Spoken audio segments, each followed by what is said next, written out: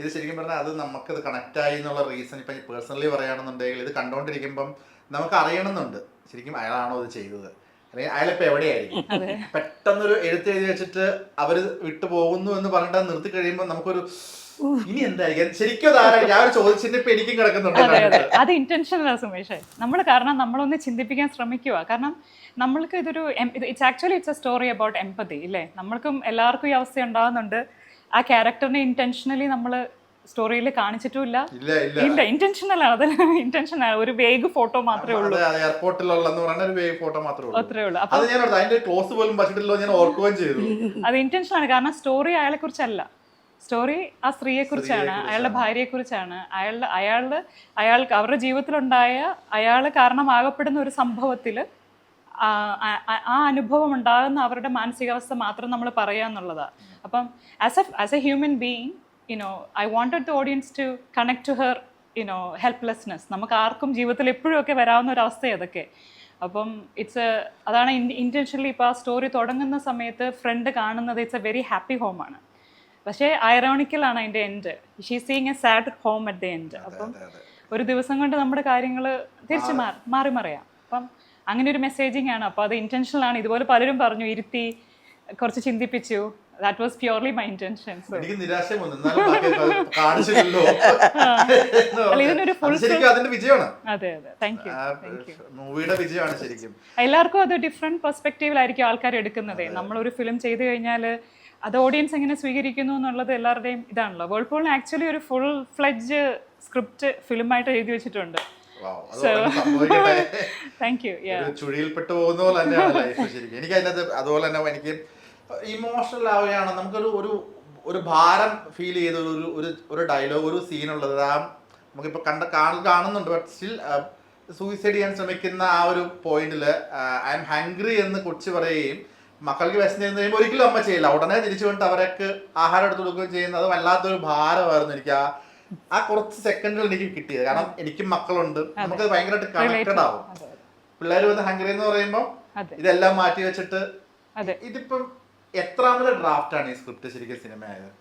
അങ്ങനെ ചോദിച്ചാൽ ഒരു 10-12 കാണും. അപ്പം എനിക്കെന്ന് പറഞ്ഞാൽ എൻ്റെ ഒരു പ്രോസസ്സ് ആദ്യം ഒരു സ്കെലറ്റൺ അങ്ങ് ഉണ്ടാവും, പിന്നെ ഒരു സീൻസ് പെട്ടെന്ന് അതിൻ്റെ പ്രോസസ്സ് ഒരു സാധനം വരാനായിട്ടാണ് നമുക്ക് ഉള്ളിൽ നിന്നൊരു ഭയങ്കര ഡീപ്പായിട്ടൊരു ഇഗ്നിഷൻ. അതെങ്ങനെ പറയണമെന്ന് ചോദിച്ചാൽ എനിക്ക് തന്നെ അറിയില്ല. വെൻ ഇറ്റ് ഹാപ്പൻസ് അങ്ങനെയായിരുന്നു. അപ്പോൾ അതിന് ശേഷം പിന്നെ നമ്മുടെ റിഫൈൻമെൻറ്റ് നമുക്ക് എങ്ങനെ ഈ ഡയലോഗ്സ് ബെറ്റർ ആക്കാം, സീൻസ് ബെറ്റർ ആക്കാം, അതിൻ്റെ ഫ്ലോ ബെറ്റർ ആക്കാം, അങ്ങനെയൊക്കെയാണ്. അപ്പം മെയിൻ ആയിട്ടുള്ള ഒരു കൺസെപ്റ്റും കാര്യങ്ങളും ഇനീഷ്യൽ ഒരു 3 ഡ്രാഫ്റ്റ്സിൽ ചെയ്യും. പിന്നെ റിഫൈൻ ചെയ്ത് മേ ബി എനിക്ക് തോന്നുന്നു ഒരു 12 അങ്ങനെ വല്ലതും ആയിരിക്കാം ഫൈനലായിട്ട് എഴുതിയിരിക്കുന്നത്. അത് കഴിഞ്ഞിട്ട് പിന്നെ ഒരു ഷൂട്ടിംഗ് സ്ക്രിപ്റ്റിലോട്ട് ഞാൻ ചെയ്യാറുണ്ട്. അവിടെ ഒരു പ്രോസസ്സ് എല്ലാവർക്കും ഫോളോ ചെയ്യാൻ വേണ്ടിയിട്ട് ഹെൽപ്പ് ചെയ്യാറുണ്ട്. അപ്പം പിന്നെ ഞാൻ കുറച്ച് ആക്ടേഴ്സിന് ഒരു ഇംപ്രവൈസേഷൻ കൊടുക്കുന്ന ആളാണ് കുറച്ച്. അത് അവർ I want them to make it on their on അവരുടെ. ഇപ്പം ഞാൻ ഈ ആക്ടിങ് കോഴ്സിൽ പഠിച്ചതും ഒരു ആക്ടർ സബ് കോൺഷ്യസ്ലി ഒരു ക്യാരക്ടർ എടുത്തു കഴിഞ്ഞാൽ പിന്നെ അവരതായിട്ട് അങ്ങ് ഡെലിവർ ചെയ്യും. അപ്പോൾ ചിലപ്പം 1-2 വേർഡ് ഇച്ചിരി മാറി വരാനും. അപ്പം ഞാൻ അങ്ങനെ തന്നെ ആ പറഞ്ഞ സീക്വൻസിൽ തന്നെ ഒരു 90% അങ്ങനെയാണ് നമ്മൾ പറയുന്ന കാര്യങ്ങൾ. But if they use a different word instead of what I chose, I would accept. എന്നുവെച്ചാൽ അതിനൊരു എന്നാലും പരിമിതികൾക്കുള്ളിലുള്ളൊരു ഫ്രീഡം, മൊത്തത്തിലല്ല. കാരണം നമുക്ക് വേണ്ട കാര്യങ്ങൾ അവർ ചെയ്യണമല്ലോ. പക്ഷേ ചെറുതായിട്ടൊരു വേർഡ് നമ്മൾ ഉദ്ദേശിച്ച സാധനം മാറിയിട്ട് വേറൊരു വാക്ക് പക്ഷേ സെയിം മീനിങ് പറഞ്ഞാലോ അങ്ങനെയൊക്കെ കുഴപ്പമില്ല. അങ്ങനെ അതുകൊണ്ട് നമ്മൾ സബ് ടൈറ്റിൽ വരുമ്പോൾ വേറൊരു എഡിറ്റ് ചെയ്യും. കാരണം ചെറിയ വേരിയേഷൻസ് അലോ ചെയ്യുന്നുണ്ട്. I like to work with my actors. അപ്പോൾ ആക്ടേഴ്സിൻ്റെ ഒരു ഇമ്പൾസും അവരുടെ ഒരു കാര്യങ്ങളൊക്കെ വരുമ്പം അതിനെ ഒന്ന് എലിവേറ്റ് ചെയ്യണമല്ലോ. എല്ലാവരും അങ്ങനെയാണല്ലോ. ഓരോരുത്തരും വരുമ്പം നമ്മൾ എക്സ്പെക്ട് ചെയ്യുന്നത് അവരുടെ എക്സ്പെർട്ടീസ് വന്നിട്ട് നമ്മൾ ഉദ്ദേശിച്ച കഥേനെ ഒരു 1% അവരൊന്ന് എലിവേറ്റ് ചെയ്യാന്നുള്ളതാണ്. പിന്നെ ഈ പറഞ്ഞ പോലെ ഈ ഫിലിം അത്രയും പവർഫുൾ ആകാൻ കാര്യവും ആൾക്കാരുടെ ഫീഡ്ബാക്ക് അവരുടെ ആക്ടേഴ്സിൻ്റെ പെർഫോമൻസ് ആണ്. നമുക്കത് പറയാതിരിക്കാൻ പറ്റത്തില്ല. മെയിൻ ക്യാരക്ടർ ചെയ്ത റെനെ പച്ചനെറ്റി പുള്ളിക്കാരി നല്ല രസമായിട്ടാണ്. അതിൻ്റെ ഒരു ക്വസ്റ്റ്യൻ ഉണ്ട്, അതായത് ഇവരുടെ ഒരു അവരെ എങ്ങനെയാണ് ഇതൊരു കാസ്റ്റിംഗ്. ഇപ്പം നമുക്കിവിടെ ഇപ്പം കണ്ടുവരുന്ന ഒരു മെത്തേഡ് നമ്മളൊരു കാസ്റ്റിംഗ് ഏജൻസി ഏൽപ്പിക്കുക, അങ്ങനെ ഏജൻസി നമുക്കിപ്പോൾ ഉണ്ട്. അല്ലെങ്കിൽ ഒരു കാസ്റ്റിംഗ് ഡയറക്ടറെ ഏൽപ്പിക്കുക എന്നുള്ളത് ഇപ്പോഴാണ് നമുക്ക് പിന്നെയും ഒരു 50% നമുക്ക് കോമൺ ആയി വരുന്നതേ ഉള്ളൂ. അല്ലെങ്കിൽ ആ ഒരു ഡയറക്ഷൻ ടീം തന്നെ ഫിക്സ് ചെയ്യുക എന്നുള്ളതാണ് നമുക്ക് ഇപ്പോഴും മേജർ സിനിമയിൽ നടക്കുന്നത്. അവിടുത്തെ ഒരു കാസ്റ്റിംഗ് ഒക്കെ എങ്ങനെയാണ്? ഇവിടെ നമ്മൾ കുറേ കൂടെ ഹോംലി അറ്റ്മോസ്ഫിയർ ഫിലിം എന്ന് പറയുമ്പോഴേ വെരി സ്മോൾ സർക്കിൾ, എല്ലാവരും അറിയാം. പിന്നെ അവിടെ നമ്മൾ ഒരു പ്രോസസ് ഓറിയൻറ്റഡ് ആണ് കുറേ കൂടെ. അപ്പം നമ്മളൊരു കാസ്റ്റിംഗ് ഡയറക്ടർ ഉണ്ടായിരുന്നു. അപ്പം നമ്മൾ ഓഡിഷനിൽ നമ്മളിത് ആക്ച്വലി കോൾ ഔട്ട് വെച്ചപ്പോഴത്തേക്കും നമുക്ക് ഫസ്റ്റ് ഡേ തന്നെ 48 ആപ്ലിക്കൻസ് ആണ് റോസിൻ്റെ ക്യാരക്ടറിന് വന്നത്. പിന്നെ അതിൽ നിന്ന് നമ്മൾ എൻ്റെ കാസ്റ്റിംഗ് ഡയറക്ടർ ഷോർട്ട് ലിസ്റ്റ് ചെയ്തിട്ട് ഒരു 10 പേരെ ഞാനൊക്കെ അയച്ചിട്ട് അതിൽ നിന്ന് 5 പേരെ ഞാൻ ഷോർട്ട് ലിസ്റ്റ് ചെയ്തിട്ടാണ് നമ്മൾ അവർക്ക് ഫേസ് ടു ഫേസ് ഓഡിഷൻ വെച്ചത്. അപ്പം ഓഡിഷൻ വെച്ചപ്പം ഏറ്റവും കൂടുതൽ വർക്ക് ആയത് ഇതായിരുന്നു. പിന്നെ ഇതിനകത്ത് നമുക്ക് കരയേണ്ട സീൻസ് അങ്ങനെയൊക്കെ ഉള്ളത് കൊണ്ട് ഈ ആക്ടറിനൊക്കെ അത്, കാരണം ഇമോഷണലി ഒരു ഹെവിലി പെർഫോമൻസ് ഓറിയൻറ്റഡ് ആണല്ലോ റോള്. അപ്പോൾ അത് ചെയ്തില്ലെങ്കിൽ നിൽക്കത്തില്ല എന്നുള്ളൊരു കാര്യം നമുക്കറിയാവുന്നതുകൊണ്ട് തന്നെ ഞാൻ ഓഡിഷന് ശേഷം കുറച്ച് ക്യാമറ ഷോട്ട്സും കുറച്ച് കാര്യങ്ങളും, അപ്പോൾ എനിക്കൊരു സീനിലൊരു റോക്ക് ചെയ്യുന്ന ഒരു ഭാഗമുണ്ട് ഈ മെയിൻ ലീഡ്. അപ്പം ഞാൻ എൻവിഷൻ ചെയ്തതിൽ ബിഗിനിങ്ങിൽ ക്യാമറ ഔട്ട് ഓഫ് ഫോക്കസിലും വരുമ്പം ഷീ നീഡ്സ് ടു മൂവ്. അപ്പോൾ അതൊരു ടെക്നിക്കൽ പ്രോസസ്സ് ഉണ്ട്, അവിടെ ഒരു ലൈൻ ഉണ്ട്. അതുകൂടാതെ ബിഗിനിങ്ങിൽ കണ്ണീര് പാടില്ല. ഷീ റോക്സ്, ടിയേഴ്സ് സ്ലോലി വരണം.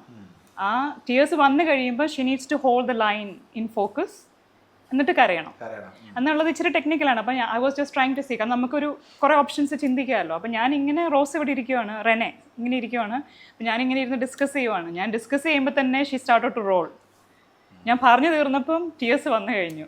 So the very very professional. അപ്പം അത്രയും നല്ല പ്രൊഫഷണൽ ആയിട്ടുള്ള ഒരു അപ്രോച്ചാണ് അവിടുത്തെ ആക്ടേഴ്സ്. ഇപ്പോൾ സെക്കൻഡ് ആക്ടർ അതിനകത്ത് ജോന്ന് പറഞ്ഞു ക്യാരക്ടർ ചെയ്തിരിക്കുന്നതും വളരെ ചെറിയ സ്ക്രീൻ സ്പേസ് ആണെങ്കിലും വളരെ ഇമ്പോർട്ടൻ്റ് ആയിട്ടുള്ള ഒരു കോമ്പോണൻ്റ് ആണല്ലോ ഇതിനകത്ത് സ്റ്റോറിയിൽ. അപ്പോൾ അപ്പോൾ എപ്പനിൻ ഫിൻമോഡ് ഗ്രീൻ എന്നാണ് പുള്ളിക്കാരിയുടെ പേര്.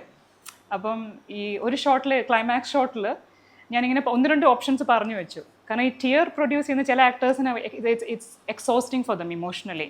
അപ്പോൾ I try to take care of my cast and crew അങ്ങനെ. അപ്പോൾ 2 ഓപ്ഷൻസ് ഡിസ്കസ് ചെയ്തു. ഞാൻ പറഞ്ഞു ഇങ്ങനെ 2 ഷോട്ട് ഇങ്ങനെ പ്ലാൻ ഉണ്ട്, അപ്പം സീ ഹൗ വി ഗോ എന്ന് പറഞ്ഞു. അപ്പം ഫസ്റ്റ് ടേക്കിൽ തന്നെ പുള്ളിക്കാരി വേണ്ടത് ശരിക്കും തന്നു, ടിയേഴ്സൊക്കെ വന്നു. I was very happy. എന്നിട്ട് എൻ്റെ അടുത്ത് പിന്നെ കാര്യം വെച്ചാൽ നമ്മൾ പറഞ്ഞ സെക്കൻഡ് ഷോട്ട് എടുക്കണ്ടേ.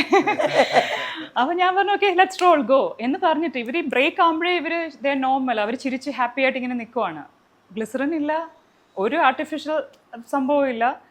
എന്നിട്ട് സെക്കൻഡ് ടൈം നമ്മൾ ഷോട്ട് വെക്കുമ്പം എന്നോട് ചോദിക്കുന്നത് കുഞ്ഞു ടിയേഴ്സ് വേണോ വലിയ ടിയേഴ്സ് വേണോ, ഹോൾഡ് ചെയ്യണോ, അങ്ങനെ വരെയാണ് ചോദിക്കുന്നത്. അപ്പം it was such a smooth process to work with them. അപ്പോൾ അത് കഴിഞ്ഞപ്പോഴത്തേക്കും ഞാൻ രണ്ടാമത് എടുക്കട്ടെ, let see what she's gonna give എന്ന് പറഞ്ഞ് എടുത്തപ്പം അമേസിങ്. അത് ഭയങ്കര രസമായിട്ട് ചെയ്തു തന്നു. ഇതുകൊണ്ടാണ് ഞാൻ പറഞ്ഞത്, ഞാൻ ഭയങ്കര ക്യൂരിയസ് ആയി ആക്ടേഴ്സിൻ്റെ പ്രോസസ്സിൽ.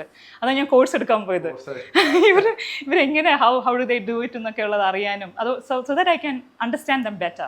ഇവര് ശരിക്കും പറഞ്ഞു കഴിഞ്ഞാൽ ആക്ടേഴ്സ് ആയിരുന്നു, ഡ്രാമ ആക്ടേഴ്സ് അങ്ങനെ പിന്നെ ഇവര് പ്രൊഫഷണലി ട്രെയിൻഡ് ആക്ടേഴ്സ് ആണ്. അവർ ഇതുപോലെ ഷോർട്ട് ഫിലിംസും അവിടുത്തെ ആഡ് കോൾസ് എന്നൊക്കെ പറഞ്ഞ് ബിഗ് ബ്രാൻഡിലൊക്കെ ആഡ് ചെയ്തിട്ടുള്ള ആളാണ് എൻ്റെ മെയിൻ ആക്ടർ. അപ്പോൾ അവർ എക്സ്പീരിയൻസ്ഡ് ആണ്. അത് അവരൊരു വെരി പ്രൊഫഷണൽ സെറ്റപ്പ് ആയിരുന്നു ഹോൾ തിങ്. നമ്മുടെ ഇപ്പം ഷൂട്ട് നമ്മളിപ്പം 5 send the call sheet out for 8 o'clock. The whole cast and crew അവിടെ 7:30 മുന്നേ ഉണ്ട്. വിത്ത് മേക്കപ്പും എല്ലാം റെഡിയാണ്. മേക്കപ്പ് നമ്മൾ സെറ്റിൽ വന്നിട്ട് ഹെൽപ്പ് ചെയ്യുമായിരുന്നു അവരെ. അധികം മേക്കപ്പ് നമ്മൾ യൂസ് ചെയ്തിട്ടില്ല ആ ഒരു സ്റ്റോറി ബേസിസിൽ.